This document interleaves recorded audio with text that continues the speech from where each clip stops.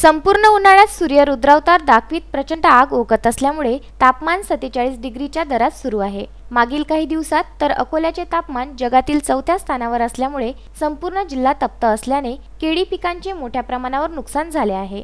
केळी पिकाला जास्त प्रखर तापमान सहन होत नसल्याने सुरुवातीला गरम हवा सुटल्याने केळीची पाने फाटली। त्यानंतर कायमच उकाडा राहिल्याने बऱ्याच प्रमाणात केळी पिवळी पडली। फळधारणेवरही परिणाम झाल्यामुळे सरासरी 25 किलोचे भरत असलेले घड 12 किलोच्या आसपास भरत आहे। केळी उत्पादकांचे 75 ते 80% नुकसान झाल्याचे शेतकरी सांगत आहे।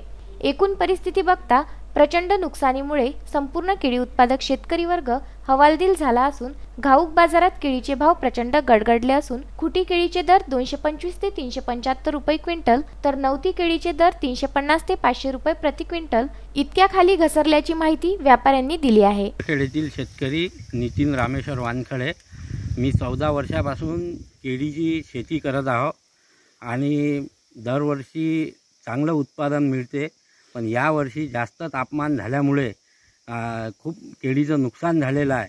त्याच्यामुळे महसूल विभागाने आणि कृषी विभागाने विमा कंपनीकडे पाठपुरावा करून आम्हाला विमा मिळण्यात यावा आणि आम्ही या केळीचं संगोपन चांगल्या प्रकारे करेल आहे। एकरी 40 ते 50 हजार रुपये खर्च करून आम्ही बसलेलो आहोत।